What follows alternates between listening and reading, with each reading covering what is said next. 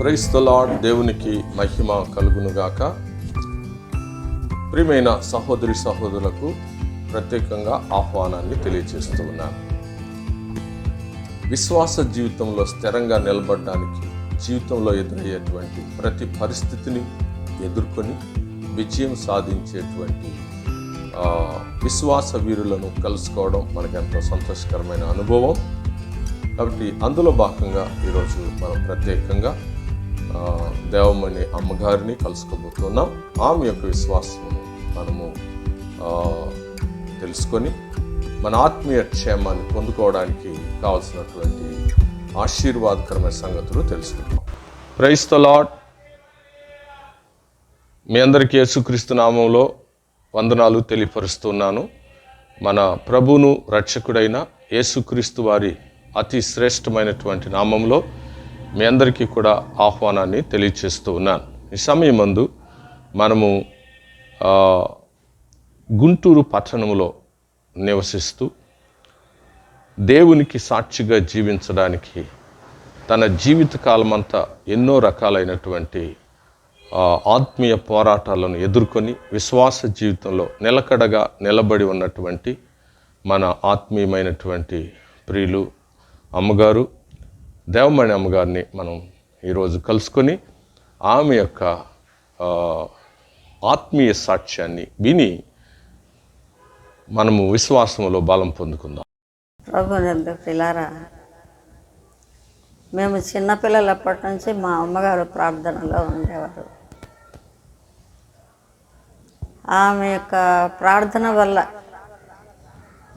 మేము కూడా ఆకర్షింపబడి ప్రభువులో తెలిసి తెలియని వయసు అయినా కూడా ఎవరైనా సేవకులు వస్తూ ఉంటే మా ఇంటికి తీసుకెళ్ళడం, అక్కడ మా ఇంట్లో ప్రార్థన పెట్టించడం, వారికి భోజనం పెట్టించి అన్నీ మా అమ్మగారు శ్రద్ధగా చూసేవారు. అలాగా మేము కొంతకాలం పెరిగిన తర్వాత మేము వేరే ఊరికి ట్రాన్స్ఫర్ అయ్యాము. అక్కడ కూడా ప్రార్థనా పనులు కొంతమంది మా అమ్మగా స్నేహితులు అవ్వటం వల్ల మేమందరం కలిసి ప్రార్థనకు వెళుతూ ఉండేవాళ్ళం. చిన్నతనంలోనే ఒక విధమైన ప్రసంగికులు చెప్పే మాటలు విని తెలిసి తెలియని నిర్ణయాలు కూడా తీసుకుంటూ ఉండేదాన్ని. అయితే హై స్కూలు చదువుకు వచ్చినప్పుడు కొద్దిగా సినిమాల్లోకి కొంచెం చూస్తూ ఉండేవాళ్ళం. ఆ తర్వాత నేను హాస్టల్లో జాయిన్ చేశారు నన్ను. అది క్రిస్టియన్ హాస్టల్. అందువల్ల అక్కడ క్రిస్టియన్ సాంగ్స్, ఒక క్రమశిక్షణ అనేది ఉండేది. మమ్మల్ని ప్రతి ఆదివారం చర్చికి తీసుకొని వెళ్ళేవాళ్ళు. ఆ విధంగా ఉన్న టైంలో మరి దేవుని కృపను బట్టి నేను బాగా చదువుకోవడం, మరి నా ఎదురుగ్గా ఒక పెద్ద యేసు ప్రభు వారి ఫోటో కొండ మీద ప్రార్థన చేస్తున్నది ఉండేది. ఆ ఫోటోని కూడా చక్కగా డ్రాయింగ్ చేసి మా టీచర్కి చూపిస్తే వాళ్ళు స్కూల్లో పెట్టుకోవడానికి తీసుకున్నారు. అక్కడ క్రిస్టియన్ పాటలని పాడుకుంటూ ఉండి బాగా చదువుకొని చివరికి ఎస్ఎస్ఎల్సి పరీక్షలు ముగించుకున్నాను. అయితే అది పల్నాడు ఏరియా. ఆ ఏరియాలో నాకు వచ్చినన్ని మార్కులు ఎవరికి రాలే హై స్కూల్లో. అక్కడ నుండి మళ్ళా గుంటూరు ఏసీ కాలేజీకి వచ్చాం. ఏసీ కాలేజీకి మేము 10 మంది అమ్మాయిలు వస్తే నేను ఒక్కదాన్ని మాత్రమే మంచి మార్కులతో పాస్ అయ్యి మరి మెడికల్ కాలేజీకి వచ్చాను. అయితే దీనికి ముందు ఒక చిన్న సన్నివేశం ఏంటంటే, ఏసీ కాలేజీ నుంచి వచ్చే ముందు నాకు డాక్టర్ చదువుకోవాలనే ఒక కోరిక వచ్చింది. అప్పుడు నేను పరీక్షలు అయిపోయిన తర్వాత ప్రార్థన చేసుకున్నాను. ప్రభా నన్ను మెడిసిన్ చదివిస్తావా, అయితే నా చేతిలో చెయ్యి వేయి అని ప్రార్థించినప్పుడు ఒక తెల్లటి చెయ్యి మోచేతి వరకు కనిపించి నా చేతిలో చెయ్యి వేశారు. అలాగే ఈ మెడికల్ కాలేజీకి వచ్చినప్పుడు మార్కుల దగ్గర 2 అమ్మాయిలు ఒకటే వచ్చాయి. అయితే దేవుడు వాగ్దానం ప్రకారం ఆ సీటు నాకు ఇచ్చారు. అయితే అంత జ్ఞానం లేదండి అప్పట్లో. నాకు ప్రార్థన మాత్రం చేసుకుంటూ ఉండేదాన్నే కానీ దేవుని జ్ఞానంలో నేను ఎక్కువ ఎదగలేదు. తర్వాత మెడిసిన్లో చేరిన తర్వాత చదువుకుంటూనే ఉన్నాను, కానీ మరి కొంత నేను ప్రార్థనలో తగ్గిపోయాను. ఇంతే కొంచెం కష్టంగానే ఉండేది, అయినా కూడా ప్రార్థనలో తగ్గటం వల్ల అంటే మీరు చదువు విషయంలో ఎక్కువ శ్రద్ధ చూపించాల్సిన అవసరం వచ్చింది, అందువల్ల ప్రార్థన తగ్గింది. నేను 2వ సంవత్సరం చదివేటప్పుడు నేను మ్యారేజ్ చేసుకున్నాను, ఇంటర్ కాస్ట్ మ్యారేజ్ చేసుకున్నాను. ఓకే, అంటే మీరు డాక్టర్ చదివేటప్పుడే వివాహం చేసుకున్నారు, రైట్? అంటే మీరు వివాహ జీవితంలో ప్రవేశించేటువంటి ఆ పరిస్థితులను బట్టి ప్రార్థనలో మీరు వెనకంజ వేయడం అనేటువంటిది జరిగింది. కారణం ఏంటంటే అన్యులతో వివాహం అనేటువంటిది ఏర్పడింది. చెప్పండి. తర్వాత మళ్ళీ నేను ప్రార్థనలో మళ్ళీ తిరిగి దేవుడు నన్ను పైకి లేపారు. అయితే ఏ విధంగా పైకి లేపారు?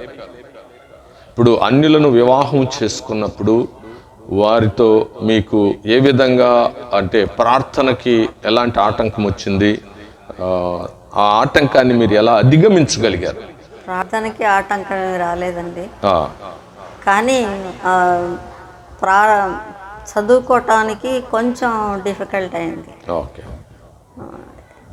అంటే చదువుకునే విషయంలో ఆటంకం కలిగింది. కానీ ఎప్పుడు కూడా మీ జీవిత భాగస్వామి మిమ్మల్ని ప్రార్థనకి ఆటంకపరచలేదు. ఆయన అన్యుడై ఉన్నా కూడా మీ ఆత్మీయ జీవితాన్ని ఎదగడానికి కావాల్సిన తోడ్పాటు ఆయన ఎప్పుడు అందిస్తూ వచ్చారు. అది చాలా గొప్ప ప్రోత్సాహం. దేవుడు మీకు మీ వివాహ జీవితంలో ఆయన్ని తోడ్పడేలాగా చేయడం కూడా ఒక గొప్ప ఆశీర్వాదం. వివాహం అయిన తర్వాత మీరు మీ యొక్క డాక్టర్ కోర్స్ పూర్తి చేసుకుని జాబ్ ఎలా సంపాదించుకున్నారు? అప్పట్లో జాబులు, గవర్నమెంట్ జాబులు ఏం లేవండి. ఎందుకన్నా మరి లేట్గా పిలుపు వచ్చింది. ఈ లోపల నేను ప్రైవేటుగానే గుంటూరులోని కన్నవారి తోటలో ఒక హాస్పిటల్ ఉంటే ఆ హాస్పిటల్లో చేశాను 1 సంవత్సరం. అంటే మీరు ఎంబీబీఎస్ పూర్తి చేసుకున్న తర్వాత ఒక ప్రైవేట్ ఆసుపత్రిలో మీరు మీ ఉద్యోగాన్ని కొనసాగించాను. అప్పుడు ఆ టైంలో మాకు ఈ గవర్నమెంట్ పరీక్షలు పెడతారు కదా, ఆ పరీక్షలు పెట్టారు. నేను ఆ పరీక్షకి అటెండ్ అయ్యి పాస్ అయ్యాను. అంటే మీరు తర్వాత గవర్నమెంట్ జాబ్, సర్వీస్ కమిషన్ ద్వారా మీరు గవర్నమెంట్ జాబ్ను సంపాదించుకున్నాను. అయితే ఆ సంపాదించుకున్నది కూడా కొత్తగా నాకు కలిసి మేమందరం వెళ్ళిన వాళ్ళకి ఉద్యోగాలు వచ్చినాయి. నాకు ఉద్యోగం వచ్చింది, కానీ ఆ ఇన్ఫర్మేషన్ నాకు రాలే. ఉద్యోగం మీకు వచ్చినా ఉద్యోగం వచ్చిందన్న ఇన్ఫర్మేషన్ మీకు అందలేదు. కాబట్టి మళ్ళీ ప్రార్థన నేను వదులుకోలేదు. కాబట్టి నేను ప్రార్థనలోనే ప్రభుతోనే చెప్పుకొని బాధపడినప్పుడు వేరొకరి ద్వారా ఆయన నాకు అది తెలియజేశారు. అంటే మీరు వివాహమైన తర్వాత ఉద్యోగాన్ని సంపాదించుకున్నా కూడా ఆ ఉద్యోగం మీకు వచ్చిందని తెలియలేదు, కానీ ప్రార్థనే మీకు ఆ యొక్క బయలుపాటు కలిగించింది. అంటే దేవుడే మీ పక్షంగా ఉండి కలిగించి వేరే ఒకళ్ళ ద్వారా నాకు అది తెలియజేశారు. ఆమేన్. దేవునికి స్తోత్రం. తర్వాత నేను అక్కడ సర్వీస్ కమిషన్ ఆఫీసు హైదరాబాద్కి వెళ్ళాను. అప్పుడు లిస్ట్ కాబట్టి మీరు లిస్టు మరలా తెలుసుకొని హైదరాబాద్ వెళ్ళాను. హైదరాబాద్ వెళ్ళి డైరెక్టరేట్కి వెళ్ళాను. మెడికల్ డైరెక్టర్ ఆఫీస్కి వెళ్తే కంటిన్యూగా చెప్పండి. అక్కడ వాళ్ళు చూసి నాకు ఉద్యోగం ఇచ్చారు. తర్వాత మీరు గవర్నమెంట్ ఉద్యోగంలో కొనసాగారు. కొంతకాలం చేరాను. ఫస్ట్ పోస్టింగ్ ఇక్కడ కంబం ఇచ్చారు. రైట్. అంటే మొదట కంబము, తర్వాత నేను చిలకలూరు పొదిలి వచ్చాను. పొదిలి తర్వాత మళ్ళీ చిలకలూరుపేట వచ్చాను. ఖమ్మం, పొదిలి, చిలకలూరుపేట, తర్వాత ఇంక ఇలాగ అన్ని స్టేషన్స్కి వస్తున్నాం. పిహెచ్సిలు ప్రైమరీ హెల్త్ సెంటర్స్ ఉంటాయి. అక్కడ కొన్నాళ్ళు నాదండ్లో జాబ్ చేశాను. చిలకలూరుపేట దగ్గర ఆ ఏరియాలో దాదాపు చాలా కాలం చేశాను. ఇంకా అక్కడి నుంచి నేను మళ్ళీ అంటే మీ ఉద్యోగ రీత్యా మీరు అనేక స్థలాల్లో తిరుగుతున్నప్పుడు మీరు మీ విశ్వాసాన్ని ఏ విధంగా కాపాడుకుంటూ ప్రార్థనా జీవితం, వాక్య ధ్యానం, దేవునికి సాక్షిగా నిలబడడం ఇలాంటివి ఎలా జరిగాయి? స్టూడెంట్గా ఉన్నప్పుడండి గుంటూరులోనే చదివాను కాబట్టి లేమన్స్ ఇవాంజలికల్ ఫెలోషిప్ అని ఎల్ఈఎఫ్ ద్వారా మీ ఆధ్యాత్మిక జీవితాన్ని బలపరుచుకున్నారు, స్థిరపడ్డారు, నిలదొక్కుని నిలబడ్డారు. దేవునికి స్తోత్రం. తర్వాత నేను చిలకలూరుపేటలో చేసేటప్పుడు అది లేదు అక్కడ. అప్పుడు సిఎన్ వాళ్ళతో ఏకమవ్వాల్సి వచ్చింది. అంటే మీరు తర్వాత కొన్ని సంఘాల్లో కలిసి సియోను ద్వారా కూడా కొంతవరకు మీరు మీ ఆత్మీయ జీవితాన్ని బలపరుచుకుంటూ ముందుకు సాగారు. అయితే మీరు మీ పిల్లలు, మీకు పిల్లలు పుట్టడం, తర్వాత మీ పిల్లలను పెంచడం, వారి జీవితాలు ఏ విధంగా మీ పిల్లల పట్ల మీ యొక్క అభిమానం, ఆత్మీయత ఎలా కొనసాగింది? చదువుకునే సమయంలో కాబట్టి మా పిల్లలు మా అమ్మ నాన్న వాళ్ళు పెంచారు. అంటే మీ పిల్లలను పెంచే విషయంలో మీ తల్లిదండ్రులు శ్రద్ధ కలిగి వాళ్ళను పెంచుతూ వచ్చారు. మీరు ఉద్యోగ రీత్యా అనేక స్థలాల్లో వెళ్ళి మీరు ముందుకు సాగారు. చాలా మంచిదమ్మా. అయితే మీరు తర్వాత చిలకలూరుపేటలో ఉన్న టైంలోనే సియోను వాళ్ళతో కలిసిన తర్వాత అక్కడ కొంతవరకు ప్రార్థనలో ఎదిగి నేను కూడా వాక్యం చెప్పడానికి వెళ్ళేదాన్ని. అంటే సియోను సహవాసమే మిమ్మల్ని ప్రార్థనా జీవిత ఎదుగుదలతో పాటుగా ఒక సంఘాల్లో కొన్ని వాక్యం చెప్పగలిగిన స్థాయిలో సువార్త అంటే స్త్రీలకు వాక్యం చెప్పగలిగినటువంటి స్థితిలోకి దేవుడు మిమ్మల్ని నడిపించాడు. అది చాలా గొప్ప ఆధిక్యత. ఎందుకంటే మీరు మీ విశ్వాస జీవితాన్ని ప్రారంభించారు. యవ్వన ప్రాయంలో ప్రార్థనలో మీరు తడబడుతూ కూడా ముందుకు సాగారు. ఆ తర్వాత మీకు వివాహం జరిగింది. వివాహం జరిగిన మీ జీవిత భాగస్వామి మీకు ఎంతగానో తోడ్పడి మిమ్మల్ని మీ యొక్క విశ్వాసాన్ని ప్రోత్సహిస్తూ వచ్చారు. ఆ ప్రోత్సహిస్తూ వచ్చిన తర్వాత కూడా అంటే మీ జీవిత భాగస్వామి కూడా నిన్ను బట్టి ఆయన కూడా ప్రభుని నమ్ముకున్నారు. ఆయన కూడా ప్రభులోకి వచ్చారు. ఆయన ప్రభునందు విశ్వాసం ఉంచగలిగారు. అంటే నాతో చెప్పారమ్మా ఆయన, బ్రదర్ నేను ప్రభులో విశ్వాసం ఉంచాను, నేను పూర్తి నమ్మకాన్ని కలిగి ఉన్నాను, దేవుని యందు నాకు నమ్మకం ఉంది, నేను అంగీకరించాను, బాప్టిజం తీసుకున్నాను, క్రిస్టోఫర్ అని కూడా పేరు కూడా చెప్పాడు. అది అప్పుడు ఆ తర్వాత సరే ఏది ఏమైనా ఆయన ప్రభులోకి వచ్చాడు. అంటే మీరు అన్యులుగా ఉన్న ఆయన్ని వివాహం చేసుకున్న మిమ్మల్ని బట్టి ఆయన క్రీస్తును గ్రహించాడు. క్రీస్తే నిజమైనటువంటి దేవుడు అన్న విషయాన్ని తెలుసుకొని చివరికి ఆయన క్రీస్తును అంగీకరించి యేసే రక్షకుడు అని చెప్పడం నేను నా చెవులారా విన్నాను. అది నాకెంతో ఒక సంతృప్తికరమైనటువంటిది. దేవుని స్తోత్రం. చెప్పండి అమ్మా ఇంకా మీ విషయాలు. అంటే ఇప్పుడు భర్తతో ఒక పోరాటమే, తర్వాత అంటే పోరాటం అంటే ఇప్పుడు ఆయనకి వచ్చినటువంటి అనారోగ్య పరిస్థితులు, సమస్యలు, ఇట్లాంటి వాటిల్లో మీరు నిలదొక్కుని ముందుకు సాగడం, పిల్లల జీవితాలను బట్టి కూడా మీరు ఎంతగానో అంటే మీ యొక్క జీవితంలో ఎంతో బాధను, కష్టాన్ని కూడా మీరు భరిస్తూ మీ విశ్వాసాన్ని కాపాడుకునే విషయంలో మీరు ఎన్నడూ కూడా వెనక్కి వెళ్ళలేదు. నా సర్వీస్ విషయాలు ఆ కాలంలో చాలా ఎదురు దెబ్బలు తిన్నాను. ఎందుకంటే పిహెచ్సిలో చేసేటప్పుడు కొంచెం కష్టమే. ఆ తర్వాత నేను చిలకలూరుపేటలో పనిచేస్తున్నప్పుడు ఒక చిన్న సందర్భం, అది మీరు చెప్తాను. తీసేస్తే తీసేయండి, ఉంచితే ఉంచండి. మా ఇంటి వెనక ఇల్లు కట్టుకున్నాం, సొంత ఇల్లు. మా ఇంటి వెనక సుగాలి వాళ్ళు ఉండేవాళ్ళు.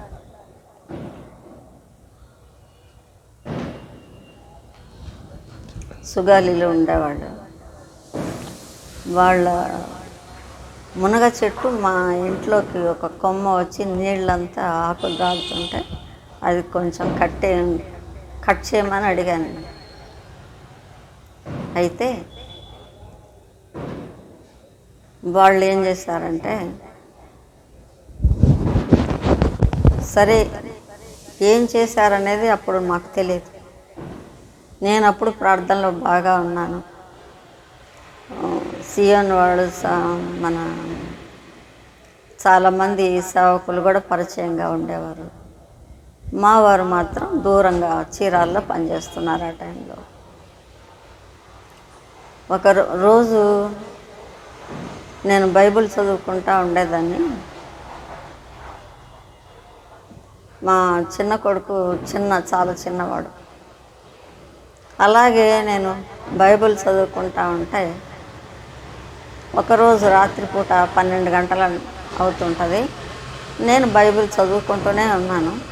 మా డాబా మెట్ల మీద నుంచి ఒక ముసుగు వేసుకున్న ఆకారం నడిచి వచ్చింది. అది ఒక మనిషి లాగా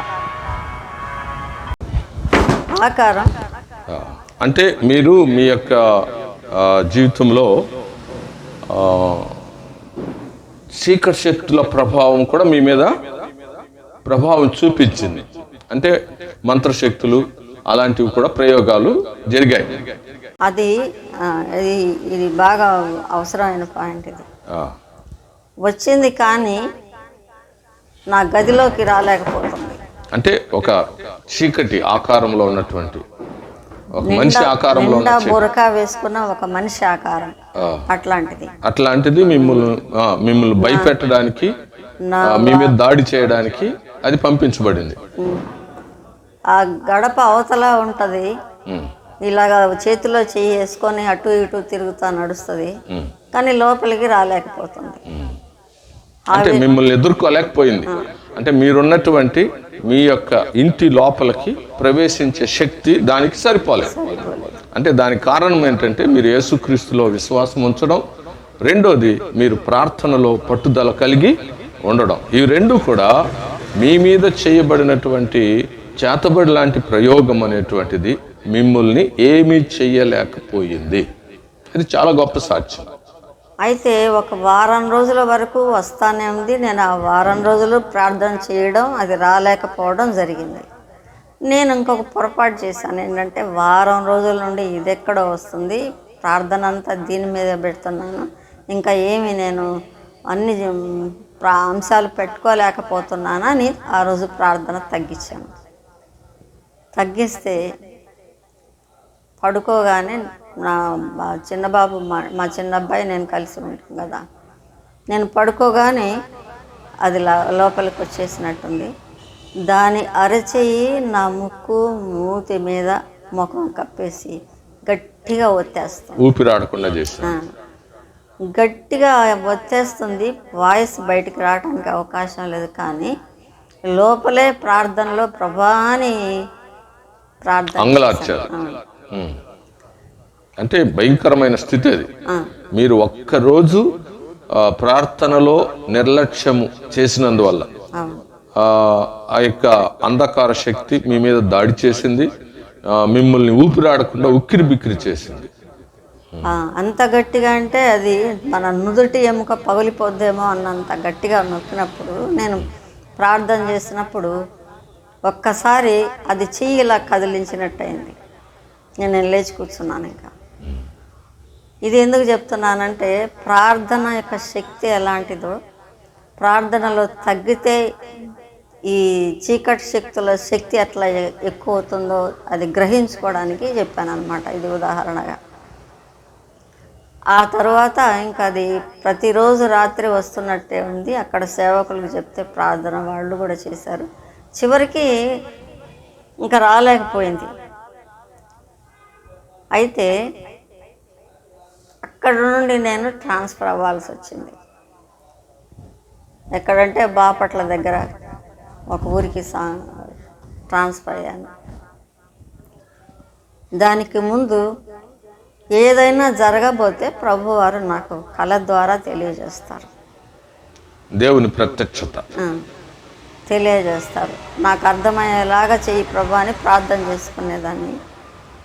సరే, ఒకరోజు ఇంకా అక్కడికి వెళ్ళకముందే నాకు ట్రాన్స్ఫర్ అయినట్టు. ట్రాన్స్ఫర్ అయిన తర్వాత నేను ఎక్కడ ఏదన్నా ప్రాక్టీస్ చేయడానికి అవకాశం ఉంటుందా అని చూడడానికి నేను వెళ్ళినట్లు. అక్కడ వెళ్ళిన తర్వాత ఒక కట్టడం ఎలాగా ఉంటుందంటే, నీళ్ళ ట్యాంకులు లాగా కట్టడం ఒకటి కనపడతా ఉంది నాకు. కనపడతా ఉంటే అది ఏంటది అని నేను అడిగితే, అది పాదరసం కోసం కడుతున్న ఫ్యాక్టరీ అని అన్నారు. సరే, లోపలికి చూడటానికని వెళ్ళిన తర్వాత మళ్ళీ బయటికి వెళ్ళాలంటే దారి కనపడలే నాకు. అక్కడ కట్టేవాళ్ళని అడిగితే ఏమన్నారంటే, ఇక్కడికి వచ్చిన వాళ్ళు ఇక వెళ్ళడానికి వీలు లేదమ్మా అన్నారు. అది మీ దర్శనం, కళ. వీలు లేదమ్మా అని అంటే, అయ్యో నేను వెళ్ళాలి ఎట్లాగా అని అనుకుంటే, ఆ తర్వాత మెలకు వచ్చేసింది నాకు. మెలకు వచ్చినప్పుడు ఏంటో కూర్చొని ఒకదాని రాత్రిపూట కదా, మళ్ళీ ఆలోచించుకొని ప్రభా ఇదేంటిది, పోతే రాలంట బయటకని. సరే, మళ్ళీ పడుకున్నాను. మళ్ళీ అదే కళ వచ్చింది. అదే కళ వస్తే కొంచెం దూరాన సన్నటి అడుగులేసే బాట కనపడింది నాకు. అదేంటి, మీరు బయటకు వస్తే ఇంకా ఇక్కడికి వచ్చిన వాళ్ళు బయటకు వెళ్ళలేరని అంటున్నారు కదా, నాకేంటి బాట కనపడుతుంది అని ఆ బాట గుండా బయటకు వచ్చేసాను. ఆ బాట గుండా బయటకు వచ్చేసిన తర్వాత నేను ఎక్కడో ఒక బండ మీద ఉన్నట్టుంది. ఆ తర్వాత ఏం జరిగిందంటే, నేను అక్కడి నుంచి చిలకలూరుపేట వస్తున్నప్పుడు బస్సు యాక్సిడెంట్ అయింది. నేను ఎక్కిన బస్సు ఇంకా చిలకలూరుపేట కొంచెం దగ్గరకు వస్తుంది అనగా బస్సు యాక్సిడెంట్ అయ్యి అక్కడ ఆ బస్సు తలక్రిందలుగా పడింది. అంటే ప్రమాదం, చాలా పెద్ద ప్రమాదం. అవును, దగ్గరకు వచ్చింది కాబట్టి చాలామంది లేరు, కొద్దిమంది, ఆడవాళ్ళు ఎవరు లేరు, నేను ఒక్కదాన్నే ఉన్నాను. అప్పుడు ఆ బస్సు నీళ్ళలో పడింది కాబట్టి కాలంలో ఆ ముందు అద్దాలు పగలగొట్టుకొని బయటకు వెళ్ళిపోతున్నారు అందరు. సరే, నాకు మాట రాలేదు, ఎందుకంటే రక్తం కారుతుంది. అప్పుడు బస్సులో ఉన్న నేను బస్సు యాక్సిడెంట్ అవుతుంది అని ఎవరో చెప్తున్నట్టు నాకు వినపడింది ముందుగానే. సరే, ఏంటి ఎట్లా అంటున్నారు, లేచి నిలబడి కడ్డీ ఏదన్నా పట్టుకుందామని లేచి అట్లా చేయి పడేటప్పుడు బస్సు పడిపోయింది. ఇంకక్కడి నుంచి బస్సులోనే నన్ను కూడా బయటికి తీసుకెళ్ళినప్పుడు నాకు నడుముకి ఇది పెదానికి దెబ్బలు తగిలాయి. అంటే మీకు చూపించిన కళ, మీకు జరిగినటువంటి యాక్సిడెంట్ ప్రకారంగా మీరు ఆ యొక్క యాక్సిడెంట్లో పోవలసినటువంటి వారే కానీ మీకు ఒక దారి తెరవబడింది. అది ఆ దారి తెరవబడి మీరు ఆ మరణంలో నుండి తప్పించుకొని బయటికి రాగలిగారు. అది దేవుడు మీకు తోడుగా ఉన్నందువల్ల, దేవుని యొక్క మహాకృప మీ మీద ఉన్నందువల్ల మీరు సజీవురాలుగా ఉన్నారు. అవును, దేవునికి స్తోత్రం. అదే ముందుగా చూపెట్టిందనమాట. తర్వాత నేను ఏ హాస్పిటల్లో అయితే పేషెంట్స్ని చూశానో అదే హాస్పిటల్కి నేను స్ట్రెచ్చర్ మీద తీసుకెళ్ళారు నన్ను. అంటే మీరు వైద్యం చేసి అనేక పేషెంట్లకి మీరు ట్రీట్మెంట్ ఇచ్చిన ఆ యొక్క ఆసుపత్రిలోకి మీరే పేషెంట్గా వెళ్ళాల్సిన పరిస్థితి ఏర్పడింది. ఆ తర్వాత నేను 5 నెలల వరకు లేవలేదు. 5 నెలలు మీరు మంచంలో ఉన్నారు. అలాగా దేవుడు అట్లా అంటే అంత పెద్ద ప్రమాదకరమైన పరిస్థితి ముందుగానే దేవుడు మీకు బయలుపరిచారు. ఇక తిరిగి వెళ్ళడానికి మీకు లేని ఒక మరణ లోయలో మీరు ప్రవేశించిన దేవుడు మిమ్మల్ని కరుణించి ఆ మరణ లోయ నుండి బయటికి తీసుకొచ్చి సజీవురాలుగా ఉంచారు. ఆ తర్వాత అక్కడ ట్రాన్స్ఫర్ అయిన చోటే ఉన్నాను కదా. కొంచెం స్పష్టంగా మీరు చాలా లోగా చెప్తున్నారు. కొంచెం అది హై పిచ్ ఏం కాదమ్మా. అంటే కొంచెం ఏంటంటే మీరు గంభీరంగా ఇప్పుడు ఏంటంటే దేవుడు మీ పక్షంగా ఉండి మీకు తోడ్పడుతూ మీకు సహాయం చేస్తూ మిమ్మల్ని బలపరుస్తూ మిమ్మల్ని ఒక తల్లిలాగా ఒక తండ్రిలాగా కాపాడుతూ వస్తున్నారు కదా. అది చెప్పేటప్పుడు ఎలా ఉండాలి అంటే అప్పుడు దాని ప్రత్యేకత కదా అది. అట్లాగే ఏదైనా ఒక అపాయం జరిగేటప్పుడు నాకు ముందే బయలుపరిచేవారు దేవునికి. అలాగా ఇంకోసారి చూస్తే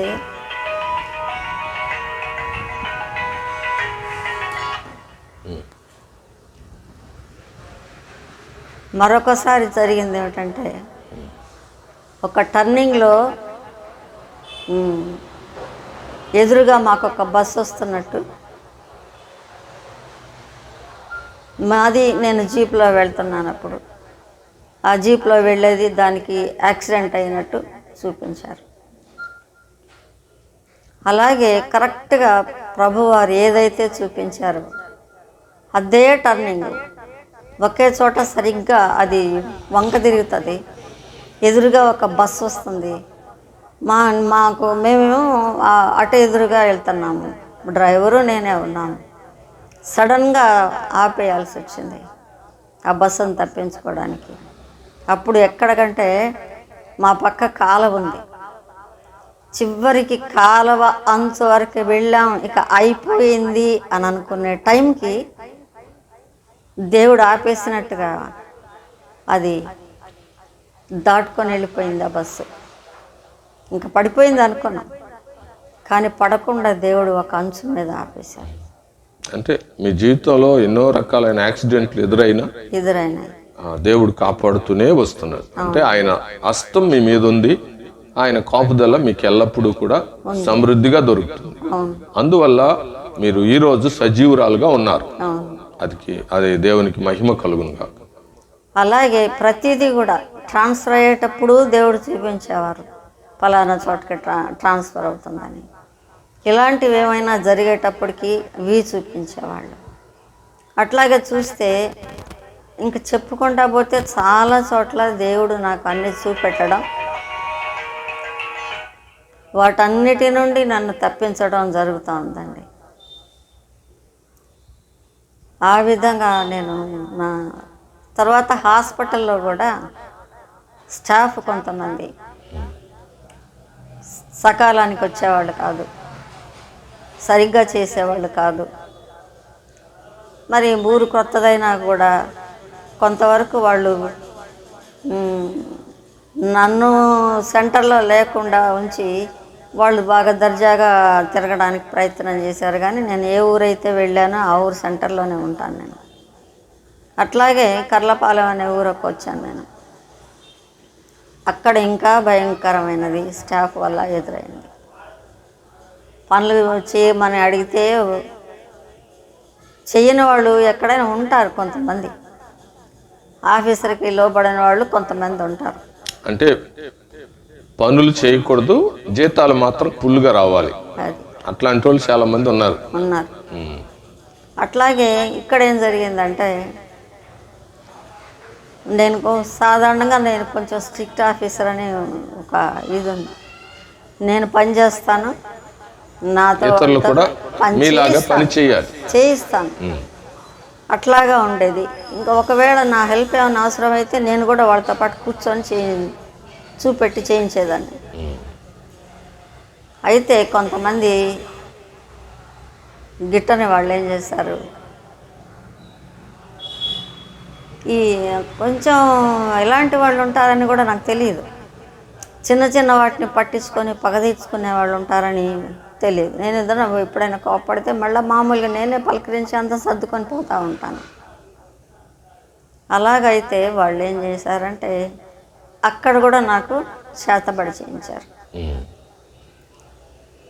అక్కడ అంటే చేతబడి చేశారు. కర్లపాళ్యంలో కూడా చేశారు, చిలకలూరుపేటలో ఒకసారి చేతబడి చేశారు, అవును తర్వాత కర్లపాళ్యంలో చేతబడి చేశారు. అవును.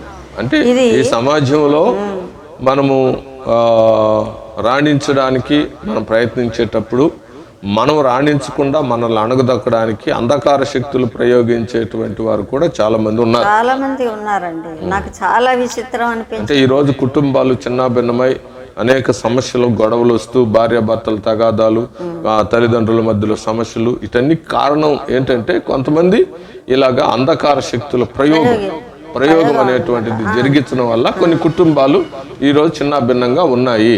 కానీ మనం ఊహించలేము అలాగా, ఎందుకంటే మనకి ఏ తలంపులు ఉండవు కదా. మనకు తెలియదు, కానీ దేవుడు దాన్ని బయలుపరుస్తున్నాడు. మన మీద అంధకార శక్తుల ప్రభావం అనేటువంటిది ఉన్నప్పుడు దాన్ని మనం తప్పనిసరి జయించడానికి దేవుడు వాటిని బయలుపరుస్తున్నాడు. ఈరోజు ప్రార్థన ద్వారా, విశ్వాసం ద్వారా మీరు జయించుకుంటా వస్తున్నారు. అవునండి. అది ఏంటంటే ఒక సమాధి తవ్వడం చూపిస్తున్నాడు దేవుడు. అది నాకు సమాధి అదే నేను మొదటిసారి చూడడం, అది తవ్వటం కూడా ఎట్ట తవ్వేతారనేది. నేనేమనుకున్నానంటే మా తల్లిదండ్రులు పెద్దోళ్ళు అయ్యారు కదా, బాగుండలేదని అంటున్నారు, మరి ఎట్లాగా అని ఇంటికి లెటర్ రాశాను. వయసు పెద్దదవుతుంది కదా, జాగ్రత్తగా ఉండండి, రండి ఇక్కడికని చెప్పి రాశాను. మళ్ళీ సమాధి తవ్వడమే చూపించాడు దేవుడు రెండోసారి కూడా. తర్వాత నాకు ఒక ఆలోచన ఇచ్చాడు. వాళ్ళే ఎందుకు అనుకోవాలి, నాకు చూపెట్టేటప్పుడు నాదేమో అని అనిపించే ఆలోచన కూడా నాకు ఇచ్చాడు. అయితే అప్పుడు ప్రభువుని అడిగాను, ప్రభా నా భర్త పిల్లలు ఇంకా శాంతం మారలేదు కదా, మీకే అప్పచెప్తాను, నన్ను సిద్ధపరచు, నా చేతిలో చేయి, నీ పిల్లలు భర్త మారతారని అడిగాను. సరే అట్లాగా అప్పటికే నేను ఒక ప్రార్థనలో బాగా ఎదిగానండి. ఎందుకంటే అక్కడ ఒక పాస్టర్ గారు నాకు కలిశారు. ఆ పాస్టర్ గారు ఏంటంటే రోజు సాయంత్రం వచ్చి ఇంట్లో 7 నుంచి 9 గంటలకు ప్రార్థన పెట్టిపోయేవాళ్ళు.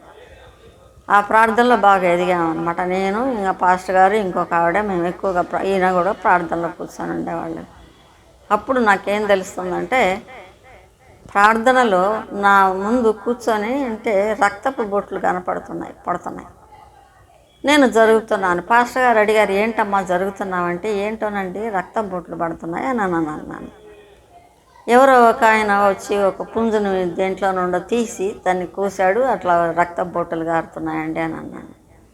తర్వాత నేను అప్పుడు ఏంటి ప్రభా ఇది, నాకు అసలు అర్థం కావటం లేదు, నేను ఎక్కడికి పోయినా ఏదోగా ఉంటుంది, కూర్చుంటే కుర్చీలో ఏదో పాము పైన కూర్చున్నట్టు ఉంటుంది, కదులుతున్నట్టు ఉంటుంది అని, ఈ కుర్చీ కాదు ఆ కుర్చీ, ఆ కుర్చీ కాదు ఈ కుర్చీ అని అట్లా వేయించుకొని చివరికి నేను తెలుసుకున్నది ఏంటంటే కుర్చీలో కాదు నాలోనే జరుగుతుంది అని గ్రహింపుకి వచ్చాను. గ్రహింపుకి వచ్చిన తర్వాత నేను దేవుడిని అడిగి 40 రోజులు ప్రభువా నాకు 40 రోజులు సెలవు ఇప్పించు, నేను ఉపవాస ప్రార్థన చేసుకుంటాను అని చెప్పి ప్రార్థన చేసుకొని గుంటూరు మా డిఎంఎండ్హెచ్ ఆఫీస్కి వచ్చి సెలవు పెట్టాను. ఆయన సెలవు గ్రాంట్ చేశాడు. గ్రాంట్ చేసిన తర్వాత నేను అక్కడికి వెళ్ళిన తర్వాత ఇక ప్రార్థనలో కూర్చున్నాను. నేను, ఆ పాస్టర్ గారు, ఇంకొక ఆమె కూర్చుంటే నాకు అన్నీ కనబడుతున్నాయి, అన్నీ రకరకాలుగా కనబడుతున్నాయి. ఎవరెవరో వచ్చి మాట్లాడుతున్నారు, అమ్మ ఎందుకు చచ్చిపోయామంటే ఏదో చెప్తా ఉన్నారు. వీటిలో కొంతమందిని ఏం చేస్తున్నారంటే ఎవరో ఒకళ్ళు కొన్ని వికారపు ఆకారాలు కనబడుతున్నాయి. ఈ వికారపు ఆకారాలు తర్వాత ఒకడు కూర్చోబెట్టి చూస్తున్నాడు స్టూల్ మీద, ఇంకొకడేమో ఏదో నా మీదకి ప్రయోగం చేస్తున్నాడు. అంతే ఈ సైతాన్లు కూడా కూర్చొని ఉన్నాయి బెంచీల మీద. ఎంత డిసిప్లిన్గా కూర్చున్నాయంటే అంత నీట్గా కూర్చున్నాయి వరుసలు. అప్పుడు నేను అడిగితే మరి ఒక్కొక్కళ్ళు ఒక్కొక్క రకంగా చెప్తున్నారు. సరే, ఈ ప్రార్థనలలో ఇలాగ జరగటం అంతా నేను వింటున్నాను, చూస్తున్నాను ఏం జరుగుతున్నాయో అని. ఇంతలోకి అది నెల అయిపోయింది. నెల అయిపోయేసరికి చెట్టు మీద పాము కనపడుతుంది. ఆ పాము దగ్గరగా వచ్చి నా దగ్గరకు వచ్చేసరికి మా అమ్మని అమ్మా అని పిలిచాను. అది ఎగిరి అవతలకు పోయింది కదా అని పడుకున్నానండి. తర్వాత నాకు మెలకు వచ్చేటప్పటికి ఒక పాము నా మెడ మీద సున్నితంగా ఉండే ఆ చర్మం పైన నాలుకలాడిస్తూ ఉంది. అప్పుడు అనుకున్నాను నేను, ఆ పోయింది పరిగెత్తి. అంటే అది కళ లేకపోతే వాస్తవం? దర్శనం అండి, దర్శనం. ఇది వాస్తవం. నుదురు మెడ మీద పాము పాకడం అనేటువంటిది వాస్తవంగా జరిగింది. వాస్తవంగా అంటే వచ్చి పాము కాదండి, పాములాగా ప్రయోగం చేశారు వాళ్ళు. అది ఆ విధంగా నాకు చాలా యాతన పెట్టారు నన్ను.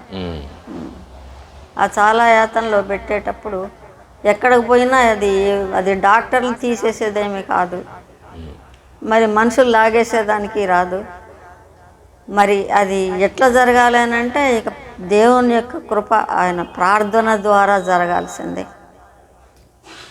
అప్పుడు ఆ చేయించేవాడు ఎవరో కానీ చేసేవాడు మాత్రం కనబడుతున్నాడు నాకు. అంటే మీ మీద ఎక్కువగా చేతబడులే జరిగాయి. అవును, చేతబడులే మీ జీవితంలో చాలా వరకు మిమ్మల్ని ఇబ్బంది కలిగిస్తూ మిమ్మల్ని బాధ పెడతారు. అవునండి. అయితే దేవుడు మాత్రం మీకు ఎల్లప్పుడూ తోడుగా ఉండి ఆ కీళ్ళ నుండి కాపాడుతూ వస్తాడు. ముందు నుంచి చూపెట్టాడు. అంటే మీరు మామూలుగా ప్రార్థన అనేటువంటిది మామూలుగా చేసేటువంటి వాళ్ళు ప్రార్థనలో ఎదుగుతూ వచ్చారు. వాక్యం విషయంలో ఎట్లా ఉండేవాళ్ళు? దేవుని వాక్యం ఎట్లా మీకు ప్రత్యక్షత? వాక్యం అంటే నేను చిలకలూరుపేటలో ఉన్నప్పుడే లేడీస్కి చెప్పడానికి వాక్యం చెప్పడానికి అవకాశం వచ్చింది. అలాగా నేను బాగా అలా చెప్పడం, నాకు దేవుడు సూచన ఏంటంటే మొక్కలకి చుట్టూ చవ్వటం, నీళ్లు పోయటం, అది అట్లా చూపిస్తూ ఉండేవాడు ఆయన. తర్వాత ఇప్పుడు నాకేం అర్థమైంది, ఒక్కోసారి అట్లా కళ వచ్చేది. ఆ కళలో ఏమిటంటే మరి ఆదరణకరంగా ఎవరితో నన్ను చెప్పటం, మాట్లాడటం జరుగుతూ ఉండేది. ఇలాగా అది కంటిన్యూ మాత్రం అయిపోతూ ఉంది. నేను ఎక్కడున్నా చిలకలూరుపేట నుండి వేరే ఊళ్ళు కూడా వెళ్ళేదాన్ని వాక్యం చెప్పడానికి. అలాగే ఆడవాళ్ళ లేడీస్ ఒక్కటే కాదు, మీటింగ్స్కి కూడా వెళ్ళి వాక్యం చెప్తూ ఉండేదాన్ని. అంటే వాక్యం మీరు చెప్పడం ప్రాముఖ్యమైందే, కానీ మీరు వాక్యాన్ని ఎలాగా అర్థం చేసుకోగలిగారు? దేవుడు వాక్యం ద్వారా మీతో ఎలా మాట్లాడగలిగారు? ప్రార్థన ద్వారానే అండి. ప్రార్థన వాక్యాన్ని మీరు ప్రార్థన ద్వారా నేర్చుకున్నాను. ఆ వాక్యం, దానికి ఆ జ్ఞానం, అది వివరణ, అదంతా ఆయన ఇచ్చేది అంతవరకే. తర్వాత ఇప్పుడు ఈ చేతబడి జరుగుతున్న సమయంలో కూడా ఆ పాస్టర్ గారు ఉన్నారు. ఆ పాస్టర్ గారు కొంచెం భయపడ్డారు ఆయన. సరే, నేను అట్లా ఉండేందంటే నా పరిస్థితి అప్పుడు అది చుట్టుకుంటున్నా కూడా కూర్చొని చూస్తూ ఉండేదాన్ని, అంతకంటే చేసేదేం లేదు. అట్లా ఉండేది. అట్లాగా తర్వాత బెదుళ్ళపల్లిలో ఒక ఆమె మంచి ఆమె ఉన్నారు, ప్రార్థనా పర్రాలు, అక్కడికి రండి అని అంటే, ఆమె బైబిల్ మిషన్ ఆవిడని అంటే, ఆ బైబిల్ మిషన్ వాళ్ళు ఏదో చెప్తా ఉంటారు, నేను రానని పోలేదు. పోకపోతే నేను ఇక నా సెలవులు వస్తున్నాయి, ఒక్కసారి అందరిని చూద్దామని చెప్పి నేను అందరిని చూడడానికి గుంటూరు వచ్చాను. ఈ గుంటూరు వచ్చినప్పుడు మా పెద్ద చెల్లి ఒక ఆవిడ చెప్పింది, ఒక ఒక ఆమె ఉంటుంది, లైన్లు తీరే ఉంటారు, అయితే ఆమె బైబిల్ మిషన్ ఆమె, ఒక్కసారి రా ఆమె దగ్గరికి అని చెప్పి అడిగితే నేను రానన్నాను. అట్లా అనొద్దు, ఒక డాక్టర్ దగ్గర తగ్గకపోతే ఇంకో డాక్టర్ దగ్గరికి వెళ్తాం కదా, నువ్వురా అని చెప్పి తీసుకెళ్ళింది తనే. అయితే నేను వెళ్ళిన తర్వాత ఆమె చూసి, ఎందుకు వచ్చారమ్మా, ఏంటమ్మా సంగతి అని అంటే, ఏదో నాకు బాగుండటం లేదండి, మీరు ఏదో చెప్తారని అంటే ఆమె ప్రార్థన చేసమ్మా రేపురా అన్నది. సరే మీ మాట మీదుగా నేను ఆగిపోతున్నాను, మీరు రేపు ఖచ్చితంగా చెప్పాలి అని అంటే తెల్లారే ఆమె దగ్గరికి వెళ్ళానండి. ఆమె చెప్తా ఉంటే అప్పుడు నాకు ఒక గురిగా వచ్చింది ఆమె మీద. అమ్మ నీ దగ్గర ఏం పని చేస్తావు, తెల్ల చీర కట్టుకొని పెద్ద జడ పక్క పిను లాగి పెట్టిందే, ఆమె ఏం చేస్తుంది నీ దగ్గర అని అడిగింది. అట్లాగే ఇంకొక ఆమె, అమ్మ ముడేసుకొని ఉంది ఒక బక్క చిక్కిన ఆమె ఏం చేస్తుంది, మరి అలాగ టక్ చేసుకున్న అతను ఏమేం చేస్తాడని అన్నీ చెప్తుంది. చెప్తూ అమ్మ మీ ఇంటి ముందు కుంకుమ అయిపోసారు కదా అని దారిలోనే ఉంటుంది కదా మీ ఇల్లు అంటే అప్పుడు గుర్తొచ్చింది నాకు. మా ఇంటి ముందు ఇంత పెద్ద పేపర్ మీద అంత కుప్ప అంత కుంకుమ అవి ఏం కలిపి పోసారు. అది చూసి పిల్లలు ఏమైనా ఆడుకున్నారో ఏమైనా నిలబడి కాసేపు చూసి మళ్ళీ అది దాటుకొని వెళ్ళిపోయాను నేను ఇంట్లోకి.